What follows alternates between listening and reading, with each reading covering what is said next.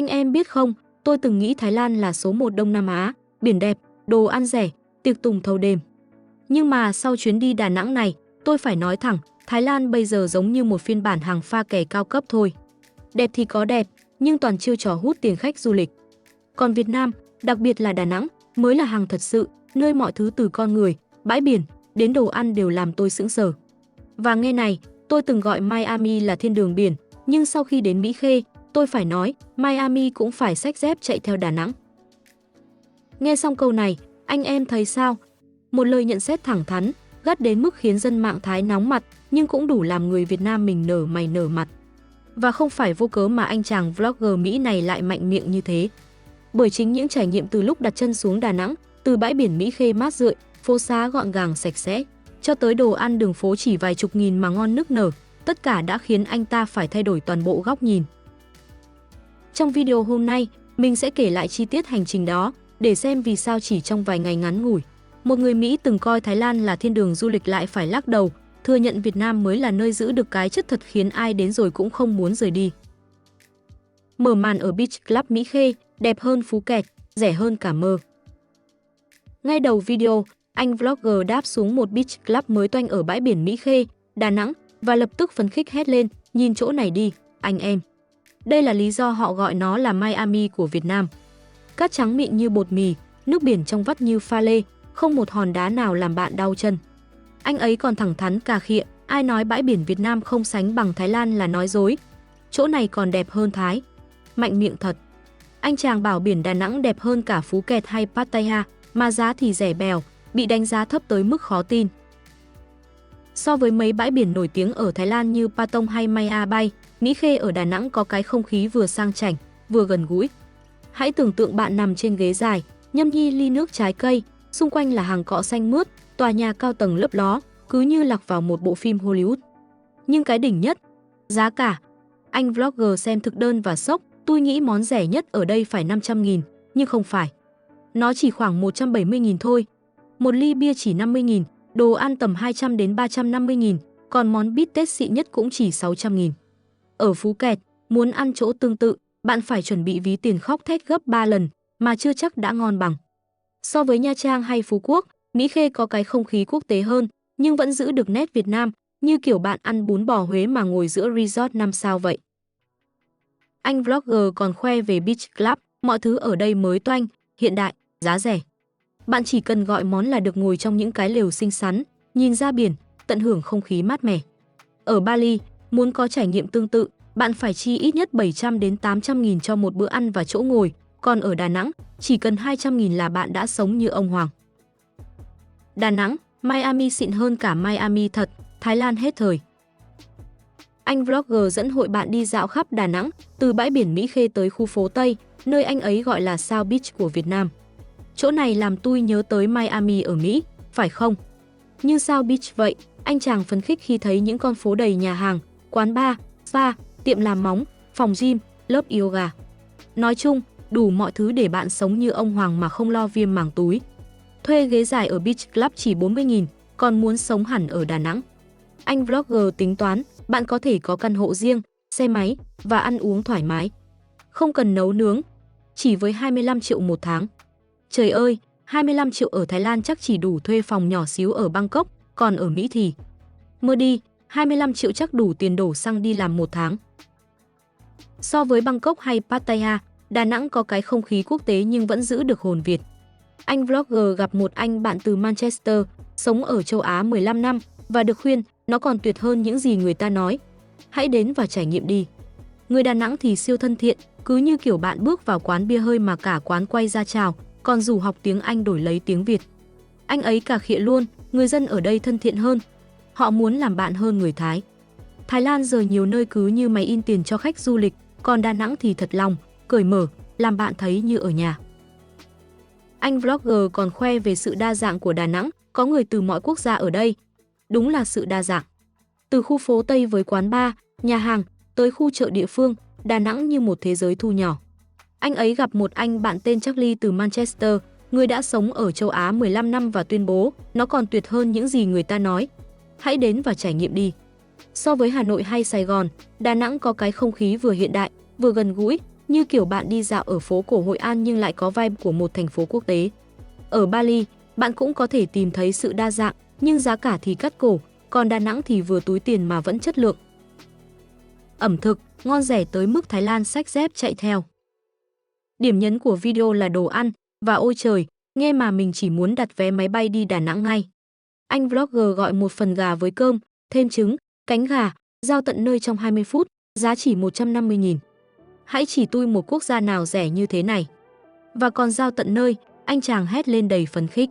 Ở Thái Lan, bạn thử gọi đồ ăn giao tận nơi xem, phí ship thôi đã ngốn 70 đến 120.000, chưa kể món ăn đắt đỏ. Còn ở Đà Nẵng, một ly sinh tố 75.000, burger đôi đập tan cơn thèm chỉ 40.000. Anh ấy còn khoe một bữa phở cho 3 người, tổng cộng chỉ 250.000. So với Bangkok, nơi một tô tom yum bình thường cũng có thể tốn 120 đến 170.000, Đà Nẵng đúng là vô đối. Còn một đoạn siêu hài, anh vlogger thử cà phê Việt Nam, cà phê này nhìn đậm thế này. Đậm đà, thơm lừng, có lẽ có sữa dừa trong này. Ở Starbucks chắc phải 350.000 cho ly như thế này. Cà phê sữa đá chỉ 40.000, mà ngon tới mức anh chàng dùng mình. Ở Thái Lan, bạn muốn uống cà phê xịn kiểu này, chắc phải tốn gấp đôi, mà chưa chắc có cái vị đậm đà, ngọt ngào như cà phê Việt. Hãy tưởng tượng bạn ngồi ở quán ven biển Đà Nẵng, nhâm nhi ly cà phê sữa đá, nghe sóng vỗ, đúng kiểu sống chậm mà vẫn sang chảnh. Anh vlogger còn gọi thêm một bữa ăn khác, gồm burger 3 tầng, giá chỉ 150.000. 3 cái burger cho 150.000, khoảng 6 đô. Chỗ này là khu du lịch mà vẫn rẻ thế này, anh ấy ngạc nhiên. Ở Sài Gòn, một cái burger xịn ở quán Tây cũng phải 200 đến 300.000, nhưng ở Đà Nẵng, bạn vừa được ăn ngon, vừa ngắm biển, đúng kiểu đỉnh của chóp. Anh ấy còn thử một ly sinh tố khác, giá 75.000, và khoe, cái này ở Nhật thì tôi phải trả 200.000. So với Hà Nội hay Sài Gòn, đồ ăn Đà Nẵng rẻ hơn chút, nhưng cái không khí biển cả, không gian mở, làm mọi thứ ngon hơn gấp bội. Anh vlogger còn ghé một quán ăn do một ông chủ người Việt và một anh đầu bếp từ Ý điều hành. Anh ấy gọi một cái burger xịn và nhận xét, tôi chưa ăn burger cả tháng rồi. Cái này ngon thật đấy. Ông chủ quán tự hào, mọi thứ đều tươi mới mỗi ngày. Bánh mì tươi, thịt tươi. Ở Mỹ, một cái burger tươi như thế chắc tốn 300 đến 400.000, còn ở Đà Nẵng, chỉ 150.000 mà chất lượng ăn đứt. Một đoạn làm mình cười bò là khi anh vlogger đi chơi bóng rổ với dân địa phương. Anh chàng bất ngờ vì người Việt chơi bóng rổ cừ lắm, tôi không biết người Việt chơi bóng rổ. Ồ, bọn tôi chơi nhiều lắm. Sân bóng ở Đà Nẵng thì xịn, đông vui như hội, có cả người nước ngoài tham gia. Anh vlogger còn thách đấu một đội địa phương và thắng liền 3 trận, khoe, bọn tôi đã đuổi hết đám kia khỏi sân. Cảnh này làm mình nhớ mấy buổi chiều chơi bóng ở sân trường, nhưng ở Đà Nẵng thì nó quốc tế hơn, cứ như bạn đang chơi bóng trong một bộ phim Mỹ. So với Thái Lan, nơi bóng rổ không phổ biến lắm, Đà Nẵng đúng là đánh bại về độ đa dạng hoạt động. Anh ấy còn kể về một lần bị ăn cùi chỏ khi chơi, tôi đang cắt bóng thì bị một thằng đập vào mắt. Nhưng anh chàng vẫn cười, gọi đó là phần vui của trận đấu. Rồi anh ấy đi massage, giá chỉ 300.000, dùng đá nóng, dầu thơm, đúng kiểu đỉnh của chóp. Anh chàng nhận xét, ở đây massage tốt không kém gì. Họ còn tôn trọng khách hơn. Họ dùng đá nóng và mấy thứ hay ho, thật tuyệt. So với massage ở Thái Lan, nổi tiếng với kiểu bẻ xương đau điếng, Đà Nẵng nhẹ nhàng, chuyên nghiệp hơn, mà giá thì rẻ hơn cả nửa. Ở Việt Nam mình, đi massage ở Hà Nội hay Sài Gòn chắc cũng tương tự, nhưng cái không khí biển cả ở Đà Nẵng làm mọi thứ chill hơn hẳn. Anh vlogger còn khoe, 300.000 cộng thêm 100.000 tiền tip, đồng tiền đáng giá. Ở Mỹ, một lần massage kiểu này chắc tốn cả 2 triệu, mà chưa chắc được chăm sóc tận tình như ở Đà Nẵng. Còn một đoạn drama làm mình cười xỉu, anh vlogger gọi xe, mà tài xế. Xe xỉn. Anh chàng hoảng loạn hét lên, thằng này say bí tỉ, anh em ơi. Tôi phải là người lái mới đúng. Tập trung, tập trung, tập trung. May mà cuối cùng vẫn an toàn, nhưng cái không khí hú hồn này đúng là chỉ có ở những chuyến đi kiểu dân du lịch bụi mới gặp. Ở Thái Lan, bạn cũng có thể gặp tài xế lắm drama, nhưng ở Đà Nẵng, cái sự vui nhộn này nó vẫn đáng yêu hơn. Anh ấy còn kể về một lần đi xe đêm, đường phố bình thường thôi, nhưng mọi thứ sạch sẽ, mới mẻ. Có tiệm massage, tiệm giặt ủi, tiệm thuốc, nhà hàng, tất cả đều đẹp. So với Pattaya, nơi mà nhiều con phố nhìn lộn xộn, Đà Nẵng sạch sẽ và hiện đại hơn nhiều. Anh vlogger còn ghé một khu spa với bể nước lạnh và phòng xông hơi. Chỉ 100.000 thôi. Nếu mua đồ uống thì còn 50.000, anh ấy ngạc nhiên. Ở Mỹ, một lần xông hơi kiểu này chắc tốn 500.000, còn ở Thái Lan thì cũng không dưới 300.000. Đà Nẵng đúng là thiên đường cho team thích thư giãn mà không lo cháy ví. Hội An, em gái dịu dàng của Đà Nẵng. Anh vlogger còn ghé Hội An, cách Đà Nẵng 45 phút đi taxi. Hội An thì yên bình, nhiều thiên nhiên, ít ồn ào. Bạn anh nhận xét, nhiều thiên nhiên hơn, giống thị trấn nhỏ hơn là thành phố. Anh vlogger thì so sánh, Đà Nẵng như cô nàng sôi động, thích tiệc tùng, còn Hội An là cô em gái dịu dàng, thích ngồi ngắm hoàng hôn. Giá cả ở Hội An cũng rẻ hơn, hợp với team thích sống chậm. Nhưng nếu bạn là dân chơi chính gốc, Đà Nẵng với những con phố Tây đầy bar và nhạc sập sình sẽ làm bạn phê hơn nhiều. So với Chiang Mai của Thái Lan, Hội An có cái không khí cổ kính tương tự, nhưng rẻ hơn và ít thương mại hóa hơn. Anh ấy kể về một buổi tối ở Hội An, nơi có những quán cà phê nhỏ, đèn lồng lung linh và không khí yên bình. Ở đây yên tĩnh hơn, rẻ hơn và nhiều người nước ngoài, bạn anh nhận xét. Anh vlogger còn gặp một cô bạn tên Jenna, người đang lên kế hoạch đi tiếp một nơi khác ở châu Á và hỏi mọi người, tụi tôi nên đi đâu tiếp? Mọi người comment cho tôi biết nhé.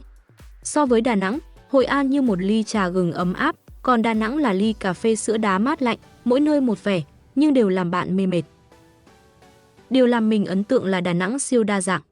Anh vlogger gặp đủ thứ người, từ anh Charlie ở Manchester, sống ở châu Á 15 năm, tới anh Finn từ Canada, rồi cả một ông bác 65 tuổi vừa nghỉ hưu, đi Đà Nẵng để hoàn thành danh sách ước mơ. Ông bác này khoe, tôi muốn đến Việt Nam và nó thực sự làm tôi ấn tượng. Anh vlogger còn gặp một anh chàng tên Brennan, sống ở Đà Nẵng 7 tháng, tuyên bố, nó là trái tim của tôi. Đây là nơi yêu thích của tôi. Anh Brennan còn kể, tôi biết một cô gái từ Philippines. Cậu cũng biết cô ấy à? Cậu đúng là người đỉnh. So với Bangkok hay Pattaya, nơi đôi khi bạn cảm thấy như con mồi của ngành du lịch, Đà Nẵng cho bạn cảm giác như người nhà. Người dân ở đây cởi mở, sẵn sàng bắt chuyện, làm bạn thấy như đang ở quê mình vậy. Anh vlogger còn gặp một anh bạn khác, tên Andrew, sống ở Đà Nẵng và yêu nơi này tới mức gọi nó là trái tim của mình. Tôi sống đây 7 tháng. Nó là nơi yêu thích của tôi, Andrew nói. Đà Nẵng thu hút đủ loại người, từ dân du lịch bụi, người nghỉ hưu, tới những người trẻ tìm kiếm cuộc sống mới. Anh vlogger còn trò chuyện với một ông bác 65 tuổi, người đã sống ở Thái Lan 13 năm và giờ đến Đà Nẵng. Đây là điều cuối cùng trong danh sách ước mơ của tôi. Tôi vừa 65 tuổi và tôi muốn thấy Việt Nam. Nó thật sự làm tôi ấn tượng. So với Bali hay Phuket, Đà Nẵng có cái không khí quốc tế nhưng vẫn rất Việt Nam. Như kiểu bạn đi dạo ở phố Bùi Viện Sài Gòn nhưng gặp cả tá người từ Úc, Anh, Canada, cùng ngồi nhậu bia hơi và kể chuyện đời. Đà Nẵng vs Miami vs Thái Lan, ai chất hơn ai? Anh vlogger không ngần ngại cà khịa Miami và Thái Lan. Nếu bạn ở Miami, bạn phải chi ít nhất 25 triệu một ngày. Ở Đà Nẵng, bạn chi 25 triệu một tháng mà vẫn sống như vua. Ở Miami, một bữa ăn cho 2 người, cộng tiền tip, có thể tốn 3,7 triệu. Ở Thái Lan, một bữa ăn tương tự ở khu du lịch như Phuket cũng tốn 500 đến 700 nghìn. Còn ở Đà Nẵng, 3,7 triệu là bạn sống như vua cả tuần, ăn phở, uống bia, đi massage, thuê xe máy, tha hồ quẩy. Anh chàng còn nhấn mạnh, chỗ này còn tốt hơn Miami, chất lượng hơn. Thái Lan giờ nhiều nơi đã thương mại hóa quá đà, như kiểu bạn mua một món đồ lưu niệm mà giá gấp 10 lần giá trị thật. Còn Đà Nẵng, vẫn thật từ đồ ăn, dịch vụ, tới con người. Anh vlogger còn so sánh dịch vụ massage, ở đây massage tốt không kém gì. Họ còn tôn trọng khách hơn. Họ dùng đá nóng và mấy thứ hay ho, thật tuyệt. Ở Thái Lan, massage thường là kiểu bẻ xương đau điếng, còn ở Đà Nẵng thì nhẹ nhàng, thư giãn, mà giá chỉ bằng nửa. Ở Mỹ, một lần massage kiểu này chắc tốn cả 2 triệu, mà chưa chắc được chăm sóc tận tình như ở Đà Nẵng. Anh ấy còn kể về một lần đi spa, tôi đang nghĩ tới việc mở một chỗ như thế này. Nếu ai muốn hợp tác, tôi sẽ đưa nó lên tầm cao mới. Nghe mà thấy anh chàng này đúng là máu làm giàu. Video này làm mình chỉ muốn đặt vé đi Đà Nẵng ngay lập tức. Anh vlogger người Mỹ đã cho mình cái nhìn siêu chân thực về thành phố này, từ bãi biển đẹp hơn cả ảnh chỉnh sửa, đồ ăn ngon rẻ tới mức Mỹ phải khóc thét, tới những con người thân thiện như hàng xóm. Anh ấy còn để lại lời nhắn cuối video, hãy làm gì khiến bạn hạnh phúc. Yêu người bạn muốn yêu và tin vào chính mình. Nghe mà muốn đứng dậy vỗ tay. So với Thái Lan, Đà Nẵng không chỉ rẻ hơn, đẹp hơn, mà còn thật hơn. Thái Lan giờ nhiều nơi cứ như hàng pha kè, chỉ biết móc túi khách du lịch, còn Đà Nẵng thì đúng là hàng thật, khiến cả thế giới phải sững sờ. Nó như ly cà phê sữa đá bạn uống vào sáng sớm, đậm đà, mát lạnh và làm bạn tỉnh cả người. So với Hà Nội hay Sài Gòn, Đà Nẵng có cái không khí vừa hiện đại, vừa gần gũi, vừa quốc tế nhưng vẫn rất Việt Nam. Nếu bạn đang tìm chỗ để sống ảo, ăn ngon và tận hưởng cuộc sống mà không lo ví tiền khóc thét thì Đà Nẵng chính là điểm đến. Các bạn đã đi Đà Nẵng chưa? Có kỷ niệm gì chất như anh vlogger này không? Comment kể mình nghe nhé, để tụi mình cùng tám tiếp. Còn ai muốn xem video gốc, nhớ ghé kênh của anh chàng này, không khí siêu gần gũi luôn. Tạm biệt nhé!